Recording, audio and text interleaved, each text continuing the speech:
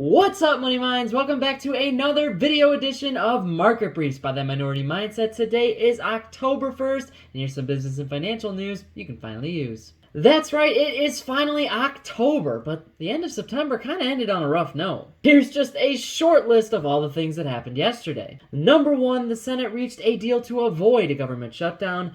2, weekly jobless claims increased from the week before. Number 3, European stocks snapped a 7-month winning streak. And finally, number 4, US markets posted a negative month. We've got the full story for you later. Well, at least it's Friday. Next up is our financial tip of the day, and today we're talking all about rental properties. Buying a rental property can be a super exciting and profitable way to approach financial independence. From single-family homes to condos and even vacation rentals, there can be a ton of different opportunities for you to make money off of all of the various services they provide. But real estate investing is not as easy as it sounds, and a lot of people make mistakes, especially beginners who are just starting out. That is exactly why our team wrote a complete article on everything you need to know before investing in real estate. It even gives you the pros and cons of investing in real estate, so that way you can know exactly what to expect. If you want to read that article and our thousands of other articles on theminoritymindset.com, I'll link it for you in the description below. Before we jump into our main 2 stories of the day today, do me a quick favor and smash that thumbs up button below and hit that little notification bell too. That way YouTube shows our videos to way more people all around the world, and we can keep making videos just like this one. Now let's go ahead and dive into our September and Q2 market recap. September has finally come to an end, and now the time for sweaters, spooky decorations, and pumpkin spice lattes are upon us. Let's now take a quick peek to see how markets and the economy did during the second quarter. After further review, the US economy grew by a rate of around 6.7% during the quarter. The overall economy got a boost from more stimulus and the reopening of even more businesses. The stock market, on the other hand, despite the abysmal month for stocks, the overall market still saw some quarterly gains. The S&P 500 dropped nearly 4.5% month to date, the Dow sank by 3.6% in September, and the Nasdaq dropped by about 5%. But the S&P 500 still posted its 6th straight quarter of gains. So what the heck happened with everything else then? September, or the first month of fall, is known for its volatility and changes in the market. Investors also had to bob and weave through some pretty tricky situations, like higher inflation reports, the Fed tapering purchases, an uptick in virus cases, surge in energy prices, and the Evergrande situation, which happened towards the end of the month. There were also some IPOs, or initial public offerings. Initial public offerings slowed during the quarter, raising around $94.6 billion in total. That's down from around 26% from the second quarter of last year. But now take a deep breath, because it's October and anything can happen now. In our next main story of the day today, I think I'm seeing double pharma here. Merck is currently in the process of buying drug maker Acceleron Pharma for $11.5 billion in an effort to broaden its resources for rare disease drugs. The pharmaceutical company will pay $180 per Acceleron share via cash to close out the deal during Q4. Merck is super well known for producing a cancer-treating drug known as Keytruda, but the acquisition gives it access to a rare, expensive drug known as sotatercept. Acceleron, on the other hand, focuses on creating drugs that treat cardiovascular disease and blood disorders, which resulted in its development of sotatercept to treat a rare disease known as pulmonary arterial hypertension. Drug makers usually charge higher prices for drugs that treat rare diseases, making it a very lucrative market. Around 25 to 30 million Americans live with what would be considered a rare disease. We'll keep an eye on this deal and many more like it and let you know if anything changes. That is it for our main 2 stories of the day today. So let's take a quick break to talk about today's first sponsor, Policygenius. Life is super short, so don't waste your time looking for life insurance. If you have ever tried looking for life insurance, you've probably realized one thing: it is super confusing. The truth is, it doesn't have to be. With Policygenius, buying life insurance is actually super easy. Just enter some information and Policygenius will research through thousands of plans, and then it will show you the best one so you can get the best deal. Policygenius shows you everything you need to know about life insurance. You can even compare life insurance quotes side by side and then just let Policygenius licensed advisors handle the rest. And then boom! That was super easy, and finding a quote is easy and free too.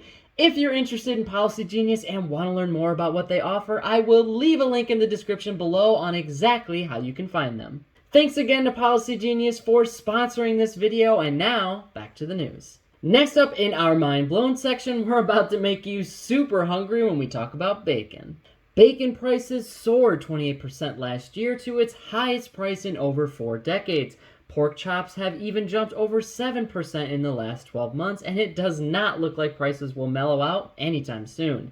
Supply chain issues and inflated prices for labor and shipping have played a huge role in amping up the prices, but here's how it all started. At the beginning of the pandemic, frozen pork was one of the most desired goods out there and was bought up seemingly overnight during the dreaded 2020 panic buys.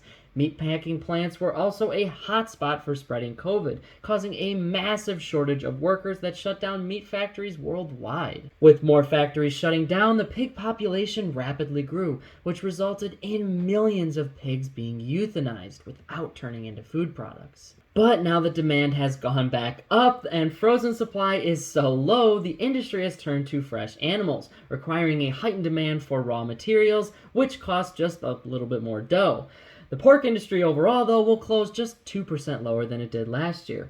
Fortunately, it may be a while before prices drop again.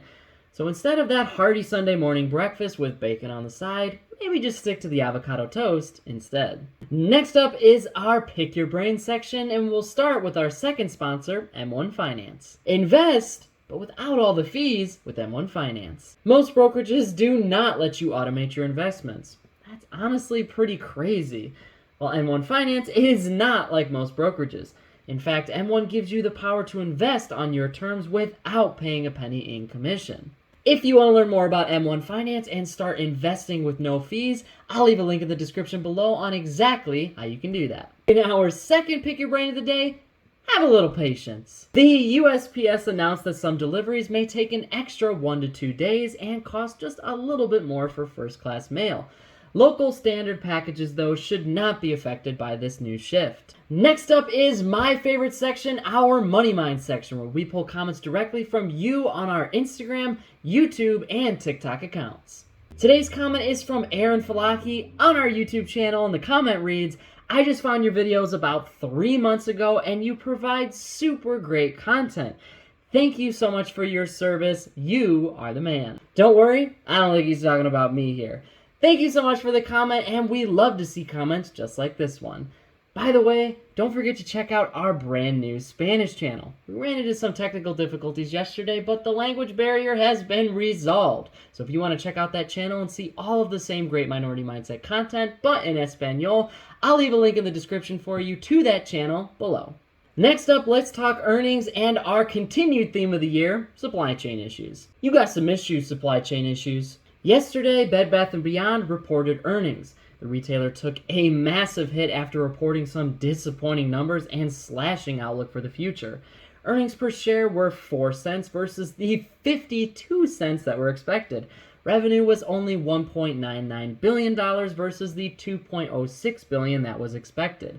Like many other retailers, Bed Bath & Beyond is dealing with some serious supply chain issues. The company also saw a big drop-off in traffic during the month of August. Money Minds, we are reaching the end of today's Market Briefs newsletter, but here's just a few more things to keep in mind. Amazon just released a new video game called New World for PC gamers. The game has already attracted hundreds of thousands of eager gamers online. Another thing to keep in mind this week and this month is that EV startup Lordstown Motors is selling its Ohio-based factory to iPhone assembly company Foxconn. Former President Trump called the deal great news for Ohio. just reading it how he wrote it here. Another thing to keep in mind this week is that Sony just acquired Blue Point Games, a studio specializing in remastering and remaking. The details of the purchase have not yet been revealed, but the company is expected to start creating some original games beyond just remakes. And one last thing to keep in mind this week is that Michael Jordan's underwear recently sold for $3,341 during an auction. His The Last Dance documentary that came out last year caused his memorabilia sales to skyrocket to high and confusing heights. I guess there truly is a market for everything. That is it for today's business and financial news. Thank you so much for watching. Keep hustling, money minds, and I'll see you all in the next one.